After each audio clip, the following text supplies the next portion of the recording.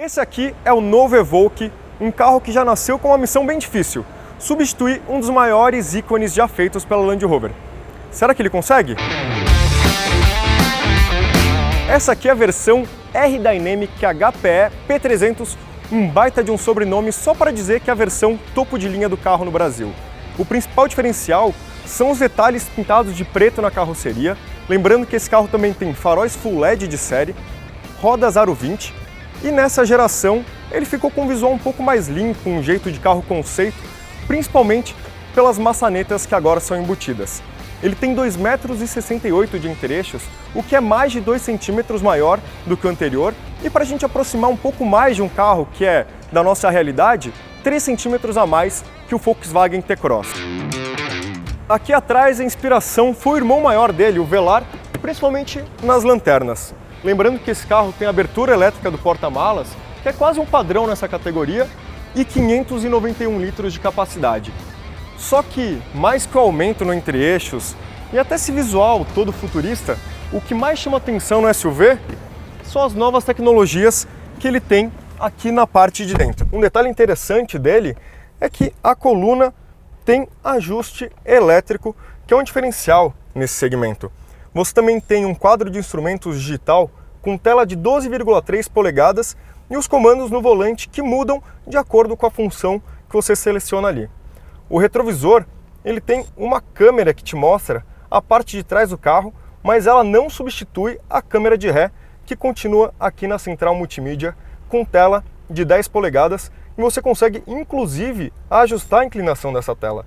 Mais embaixo tem uma outra tela com 10 polegadas também, que você pode controlar tanto o ar-condicionado como as funções do carro, inclusive os modos de condução. Já aqui embaixo você tem um compartimento com 2 entradas USB e uma tomada de 12 volts. Uma coisa que chama muita atenção é o acabamento desse carro. Você tem revestimentos macios e suaves ao toque, você também tem um revestimento que imita couro costurado, mas não basta só ficar vendo o que ele tem de equipamento ou como é o acabamento, então acho que agora a gente precisa andar um pouquinho. Esse carro tem um motor 2.0 turbo com 300 cavalos de potência e 40,8 kg de torque. Além disso, ele tem um sistema híbrido parcial que funciona com uma bateria de 48 volts e que, se não funciona no modo somente elétrico, pelo menos ajuda a economizar combustível em algumas situações e até melhora o rendimento do carro, que, segundo a Land Rover, faz de 0 a 100 em 6,6 segundos e chega à máxima de 242 km por hora. Claro, se você quiser ver os números da 4 rodas, já sabe, né? É só ver aqui na descrição. Esse carro, claro que a gente está numa situação um pouco controlada, né, na cidade, mas principalmente na pista, o que eu senti muita falta foi de uma direção um pouco mais precisa, porque eu acho que essa aqui ela não te transmite muito bem o caminho pelo qual o carro está passando, e principalmente uma suspensão que fosse um pouquinho mais rígida, pelo menos para combinar com esse apelo esportivo do visual. Claro, na cidade, o mais importante é que consiga absorver buracos, e isso esse carro consegue fazer razoavelmente bem. Lembrando que, pensando em conforto, esse carro tem uma série de equipamentos que te ajudam no dia a dia.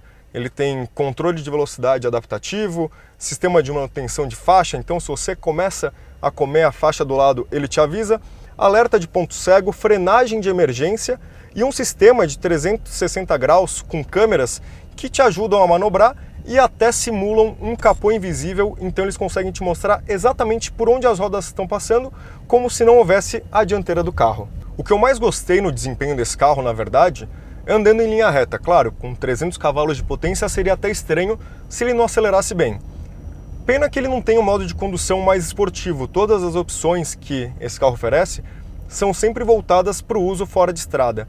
Se ele tivesse isso, talvez alterando um pouco a suspensão e a direção, ele conseguisse ser um pouquinho mais agradável para o uso esportivo. Apesar disso, ele tem uma opção S no câmbio que deixa as trocas de marchas um pouco mais rápidas. Pena que elas não influenciam diretamente na direção e no comportamento de suspensão do carro. Mas não adianta ficar só aqui no banco do motorista. Então, acho que é melhor a gente ver como é a vida dos passageiros lá na segunda fileira. Você pode sair com tranquilidade do carro graças a esse detalhe na porta que te mostra se tem alguém ou algum carro passando. E esse detalhe também está aqui na porta de trás. E para quem reclamava de falta de espaço no Evoque, não vai reclamar aqui. Com o banco da frente ajustado para mim, que eu tenho 1,78 de altura, fico com pelo menos 10 dedos em relação ao banco da frente e mais de 5 dedos de espaço para a cabeça, graças a esse teto de vidro panorâmico que é de série na configuração topo de linha. Quem está aqui nos lados tem bom apoio lateral, o que é diferente de quem senta aqui no meio, graças ao apoio de braço que fica embutido. Ruim também é o espaço para os pés por esse quinto passageiro, principalmente por conta desse túnel central que ele é bem largo.